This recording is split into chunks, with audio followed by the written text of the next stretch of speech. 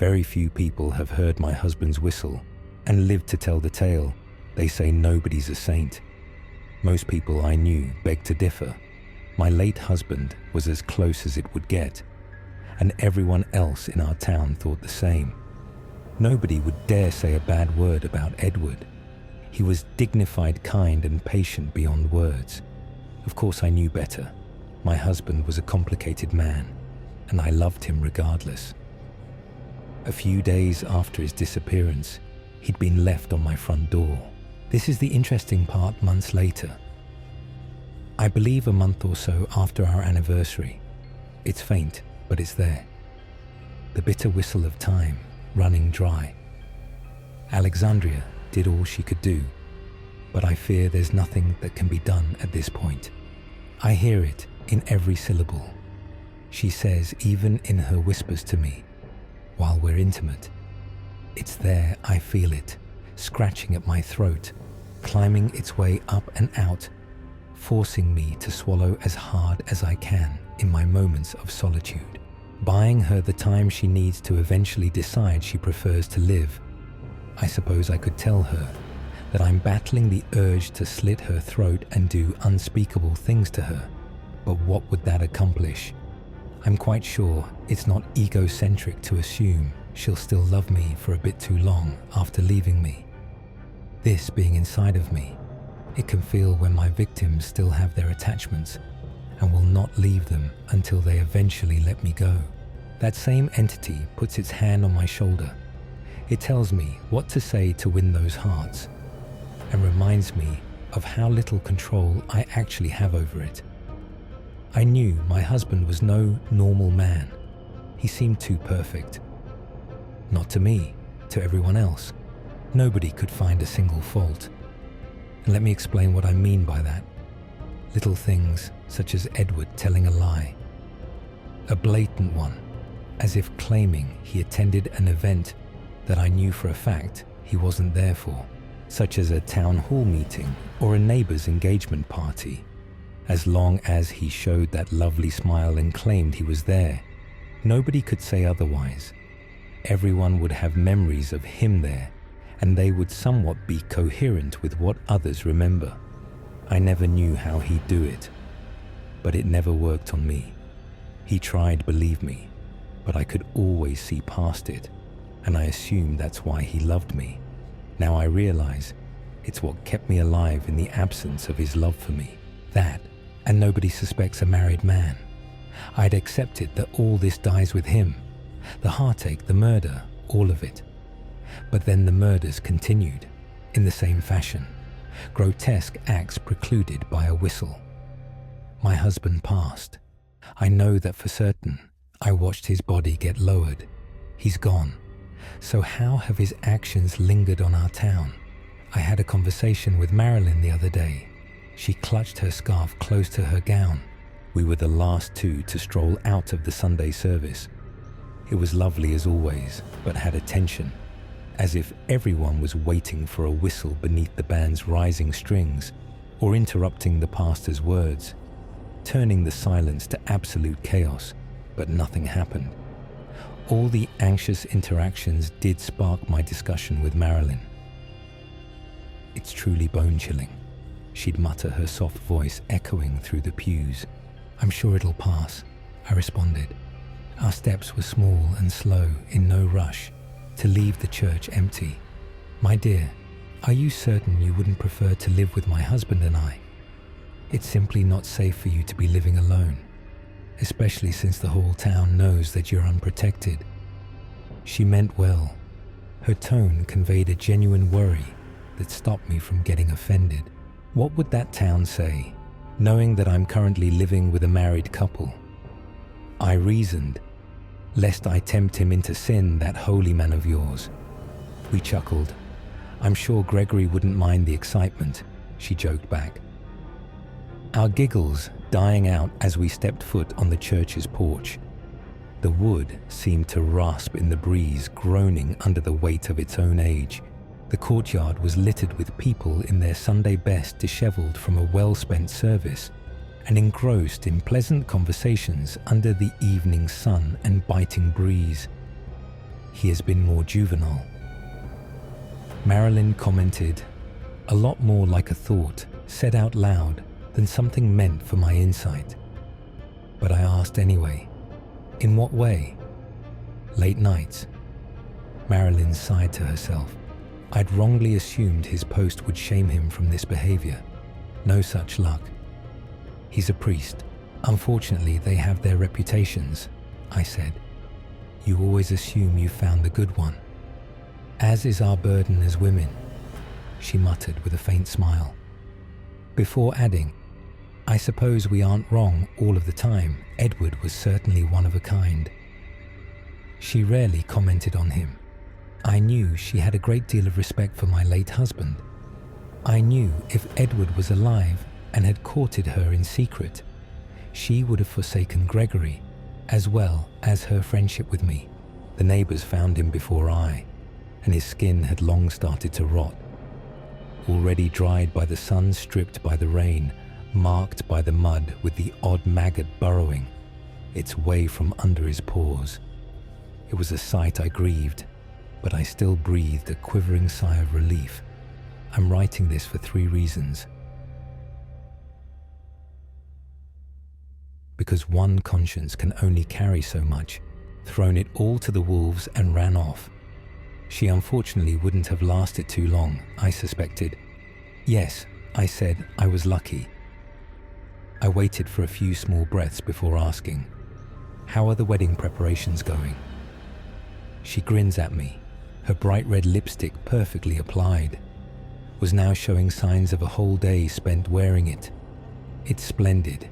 Really it is. Marcus is a true gentleman and his family is a delight. And Alexandria, I interrupted. I'm sure it was jarring for her, but she responded anyway. It isn't easy losing a daughter. I'll see her a lot less now. She'll belong to her husband's family. Marilyn muttered. She does seem excited. She's eager to get to the ceremony. She'd have it tonight if she could.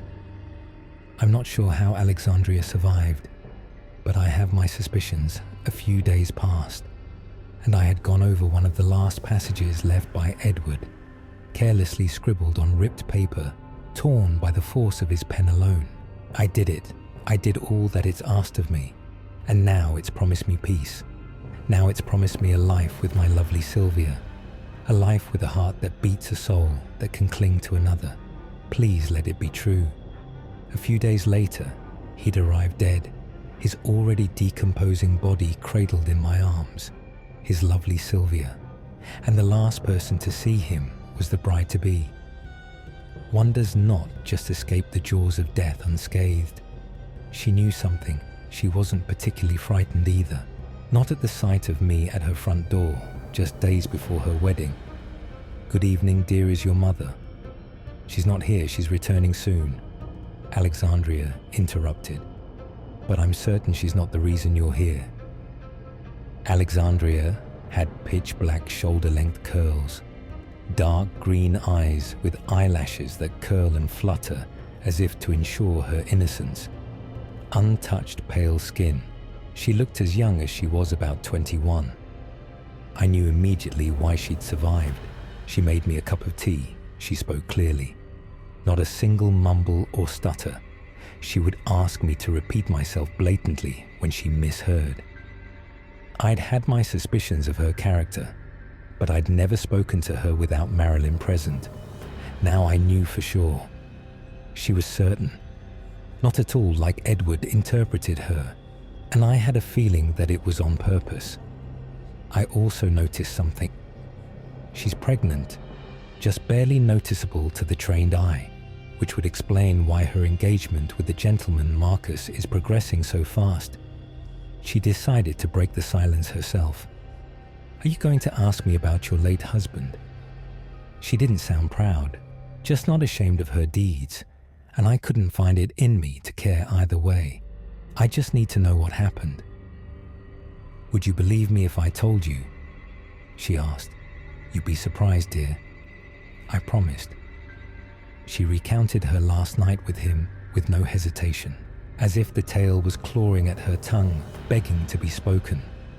Like every other time they'd meet, they'd discuss their future, their life. They did not have the luxury of strolls in the park, fearing the townsfolk might see, and so they'd leave town altogether. Not many vehicles are made available to the public. Those that were entrusted to valuable members of the community, and Edward had such privilege. They'd leave town, forsake everything from our clothes and manner of speak. She said they'd visit music festivals and crude bars. They'd savor everything life had to offer, outside the confines of the town. Edward insisted was the only pure place remaining in our broken world. My bitterness was swallowed, and I listened on in silence.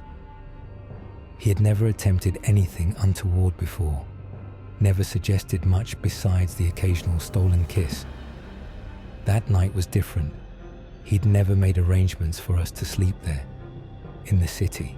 This was special, she said, stirring her own tea with a vacant stare aimed at the fireplace. She recalled how the music still echoed in her skull, how the substances they'd no doubt indulged in finally took hold over her. Just enough to smother the last of her inhibitions, she made sure to emphasize how patient we was, despite his clear need, and I suppose that was in an effort to make me feel better. Still, she detailed every action they did that night, and for a moment I wondered if there'd be a point to her reminiscing. It was constant. She muttered, her tone steadying to a monotonous retelling of events. It woke me. I remember the sun was flickering through the curtains. The beds in those cities were made with such care. Forcing myself up was harder than usual, but I did. She takes a small breath. It sounded like a train, wailing in the distance but never growing closer, and I called to him. He didn't respond. I need to share what I know to be true. 2. He wouldn't want people to remember him this way, and so I must do it. 3. I need advice. I'll walk you through the situation I found myself in. We fell behind in a lot of modern developments. My town stayed trapped in the early 1900s. To this day, what most of the world would call vintage, we still consider the newest thing by choice. Anyone who appreciates the old ways tends to grow old here, and the sound persisted. I watched as she clutched her teacup with a force that might just shatter it. He was knelt in our kitchen. I remember marveling at the beautifully carved countertop, a stove compact and probably quite efficient. I was excited to make him a meal in that very space. She claimed. She looked me in the eye. He unraveled it. Like a ball of threat, the modernity of it all. The mundane crept away from the pitch of his whistle, bare knees on the wooden floors, hands at his side as if shackled to the ground, his eyes raised to the ceiling. She choked it out, but I eventually got the image she was painting me. His whistle was as stubborn as he was, climbing to the pitch of a boiling kettle bubbling on the stove. His body trembled with the force of his breath he never dragged back into his poor lungs. His lips puckered in perpetuity, turning red from the effort and quivering, straining every muscle on his face. Alexandria tried to pull him out of this trance-like state. She failed. He simply grew louder, veins protruding on his neck, then his shoulders, his wrists, and so on. Every last bit of air is being drained. She gave up when his lips parted, and the whistle got louder. He looked as if he was letting out a gut-wrenching scream, but no such sound came out. Just the whistle getting louder and louder, higher and higher. Should be impossible to make such a sound for this long, and Alexandria wasn't stupid. Her first instinct was to run. She scrambled to her feet, and his head turned just as fast towards her. She took a step back, whimpering at the sight of his shrunken eyes, his skin tightening on his skull. His jaw still dropped, and his agony, seeing no end in sight. He crawled. She ran down the hall, and just before she shut the bedroom door, she caught a glimpse of his sickening form crawling and reaching its way over to her. The whistle distorted, she whispered, wiping away a tear. His lips never moved, I'm not sure they could. But in the same cadence and tone of the screech, I heard it, a high and frantic mantra ringing from his throat. I will never die. I will never die. I will never die. I will never die. He curled himself onto the floor. The whistle died and so did he, but his mouth never closed. She placed her teacup on the table, sniffling softly, and so, when he arrived at my door, I fled as soon as I thought he was dead. There's nothing I can tell you after that, she muttered. Do you know what my husband was? Who was he? I asked, dreading the answer, and ready to leave. I can still hear it. Your husband. She takes a breath. I am sorry for everything. I gave her a nod, and I left. Sympathy was a scarce resource, especially from my hardened heart, especially towards her. But I do sympathize with her. If I had known, perhaps I might have warned her sooner. And so the murders continued, and I found out a lot more from my husband's journals, giving myself time to actually look through every page. About a month before his death, I'm writing later than usual, and I have a feeling this might be a more common occurrence. My lovely Sylvia is asleep by my side. She seems restless. I know she can probably feel what I am, what's inside of me, and can't put her finger on it. I wish I could tell her. If only I knew myself. All I know is I've become the very nightmares I'd feared as a child. I hated my uncle's whistle. Whistler is what my town called him. The Whistling Walker has a better ring to it. The title is not mine, I'm but a vessel. And I'm scared, Sylvia. My lovely, if you're reading this, I've rotted away, or I've vanished. These journals are for your eyes, and your eyes only, because to understand this curse is to invite it. So ensure it dies with me. Don't worry, I haven't cursed you. I don't believe it works that way. I do believe I have my suspicions as to who this entity has latched onto, and who it's going to afterwards. It seems to attach itself to men, to urge them to act on their worst impulses, to earn love from strangers, then rip their flesh, for sport, for sustenance. I'm unsure, but it announces its presence with a whistle. It feeds and feeds, then drains the host of its last breath. Once satisfied, it leaves them contorted into a soundless scream. I'm sure my neighbors would frown upon me having this phone, but this is the quickest way to get the word out there. This place, it's beautiful. And Edward melted right in, like the muffled sky in a romanticized portrait. He just belonged. I remember the day he decided to court me, a perfect gentleman, how we went dancing in the town square and took carriage rides in the park. We'd sit on his front porch for hours on end discussing our future. I was 17 at the time. It seems to keep to one family at a time. Leaping hosts only once the body can be used to kill. I'm safe. I don't have relatives. Alexandria, that poor soul, with whatever she has in her womb, just waiting to grow into a killer. Let's hope it's a girl. Until then, I paid Marilyn a visit. I helped them prepare for the ceremony. I met Marcus, his prominent dimples and calm disposition. He was a gentleman, dancing with her and absolutely smitten all the while. Deciding to leave early, I took one last look at Marilyn's family. I wondered if Marcus being welcomed in changes the curse's target. Maybe the dimpled gentleman would whistle next. But as I greeted the father of the home, I knew that wasn't the case. Gregory. What a charming smile. He graced me with it. Joining the festivities, I wandered my way from home, opening my umbrella and strolling in the evening sun. This curse is not my burden, and it gave me the mercy of my life once. It had no effect on me. It's lies and trickery, and I'm not interested in uncovering why. I simply wish to grieve the life that was taken from me. But I suppose if I was so resolute, I wouldn't be writing this. Please consider. If I interfere with this, I will just as easily lose my life, saving people who wouldn't dare do the same for me. Should I intervene, or should I leave and hope? I'll never hear another whistle for as long as I live, and it was perfect. He had a restrained drawl when he spoke deep laugh lines that made him look a few years older than he was. And he did look older, despite his otherwise smooth skin and jet black thick head of hair. A lovely smile that made most women swoon, along with some men, I suspect.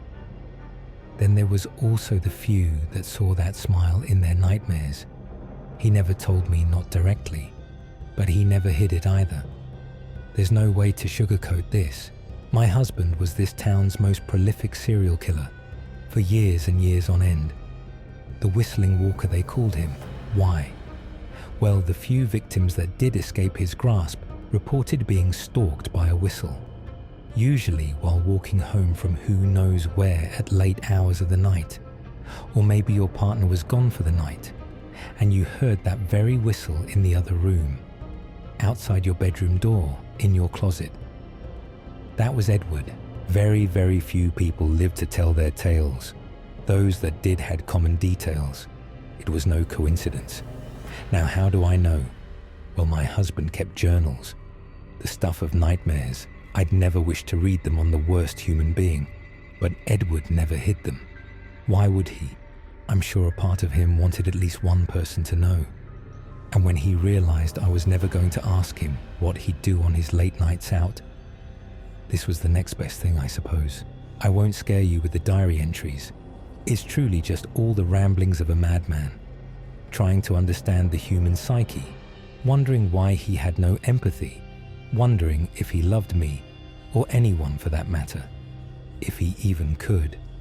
There's a passage or two that I find must be shared, and so I will, because I will not allow it to go unheard. She's breathtaking. A woman of many interests, has been to all walks of life and carries all that knowledge in her small stature. She's tidy. I noticed a single wrinkle on her shoulder. She moved as if she was self-conscious about it. She danced as rigid as it was, which was endearing. There's plenty of reason why she'll be different. Why she'll get me to feel, to understand the beat of a heart infatuated by another. She'll capture mine and she'll keep it for the long haul, for her sake. He wasn't a man of many words, but that was much needed context.